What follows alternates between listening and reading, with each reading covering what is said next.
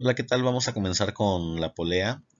Vamos a describir qué es una polea. Pues las poleas son ruedas que tienen el perímetro exterior diseñado especialmente para facilitar el contacto con cuerdas o con correas.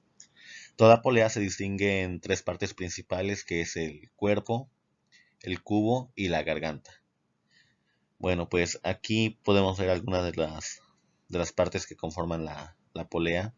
Aquí es donde va montada la polea sobre el eje. Esto es la garganta. La garganta, bueno, dependiendo de la forma de la garganta, es también la función que va a tener la polea. Como les comentaba, dependiendo del tipo de garganta, tenemos, por ejemplo, para cuerdas, es una garganta tipo semicircular, mientras que para correas sería algunas como trapezoidal, plana y estriada. Bueno, recuerden que en este caso las poleas se pueden utilizar para cambiar la dirección de una fuerza o para la transmisión de velocidad. Utilidad de las poleas. Básicamente la polea, como les comentaba, se utiliza para dos fines. Uno es cambiar la dirección de una fuerza mediante cuerdas o transmitir el movimiento giratorio de un eje a otro mediante correas. Por ejemplo, si utilizamos alguna cuerda, estaríamos utilizándola con esta polea para cambiar la dirección de una fuerza. Por ejemplo, para levantar algún objeto o cuando, por ejemplo, en un pozo para sacar agua, sería muy difícil tirar hacia arriba de la cubeta en dirección vertical o hacia un costado. Entonces se utiliza la polea para cambiar la dirección de la fuerza y, pues, de cierto modo, en algunos casos, dependiendo si se compone de otros elementos, pues disminuir la fuerza a aplicar. También, como habíamos visto en la imagen anterior, se pueden utilizar también las correas y estas se utilizarían para la transmisión de movimiento entre ejes. Aquí tenemos el eje conductor, el cual va acoplado al motor y es el que crea el movimiento giratorio. Y aquí tenemos la parte del eje conducido, también con distintas poleas. Y pues bueno, esto es un taladro de banco. Entonces, esa sería una de las aplicaciones de este mecanismo. La polea de cable. La polea de cable es un tipo de polea cuya garganta ha sido diseñada para facilitar su contacto con cuerdas.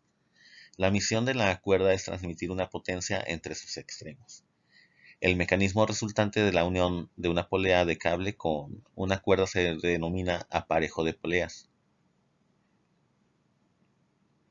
Vean aquí en la imagen que para la polea de cable pues es una garganta semicircular. Y pues bueno, se va a utilizar un cable o una cuerda y la vamos a utilizar para transmitir una determinada potencia. Sobre todo cambiar la dirección de una fuerza. Hay también distintos tipos de polea, por ejemplo la polea simple y también tenemos la polea de gancho. Cada una tiene su distinta aplicación y también se conoce también como polea fija y polea móvil. Y si nosotros las adaptamos, se genera un aparejo de poleas y se conoce como polipasto, a la combinación de polea fija más una polea móvil. En la transmisión mediante polea se conoce como polea motriz a la polea que transmite el movimiento, mientras que la polea que lo recibe se conoce como conducida o de salida. También, dependiendo del diámetro de las poleas, se puede obtener tres tipos de transmisión. La transmisión unitaria es cuando ambas poleas tienen el mismo diámetro y la relación de transmisión es igual a 1. Aquí no se tiene ni una ganancia ni una reducción de velocidad a la salida. La transmisión reductora sucede cuando la polea conducida es de mayor diámetro que la polea motriz, obteniendo una reducción de velocidad a la salida. Y la transmisión multiplicadora sucede cuando la polea conducida es de menor diámetro que la polea motriz, obteniendo un incremento de velocidad de la salida. Y pues bueno, para calcular la relación de transmisión tenemos la siguiente fórmula que nos dice que la relación de transmisión es igual al diámetro de la polea motriz entre el diámetro de la polea conducida, y esto es igual al número de vueltas de la polea conducida entre el número de vueltas de la polea motriz. Usualmente la velocidad se da en RPM y pues el diámetro puede ser en milímetros, etcétera, en otras unidades. Bueno, vamos a ver algunos ejemplos donde aplicar la relación de transmisión, ya sea para hallar alguno de estos elementos en la transmisión de velocidad por poleas. Ejemplo número 1. Tenemos esta imagen en el que el diámetro de la polea motriz es de 215 milímetros y del otro lado, en el árbol resistente, tengo que la velocidad de giro de la polea conducida es de 12.157.29 RPM y que su diámetro es de 6 milímetros.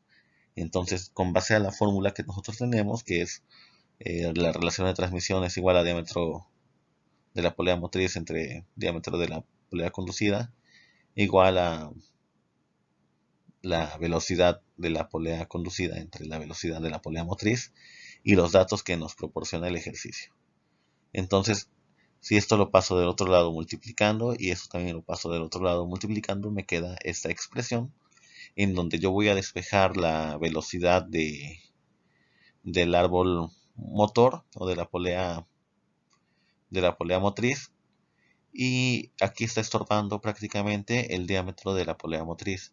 Está multiplicando, lo voy a pasar del otro lado dividiendo. Entonces aquí pasa dividiendo a el producto del diámetro y de la velocidad de la polea conducida. Sustituyo los datos, multiplico 6 por 12.157.29 entre 215.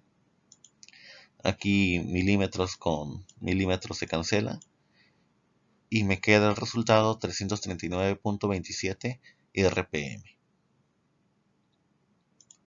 Vamos con un segundo ejemplo. Tenemos este sistema de transmisión por poleas en el que nos da el valor del diámetro de la polea motriz, que es de 46 milímetros, además de que nos proporcionan el valor de la relación de transmisión del mecanismo.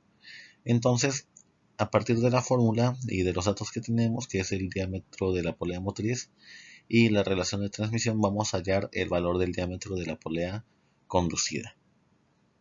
Entonces teníamos la fórmula que relación de transmisión, tomando nada más la parte de poleas, nos queda que es igual a diámetro de la polea motriz entre el diámetro de la polea conducida.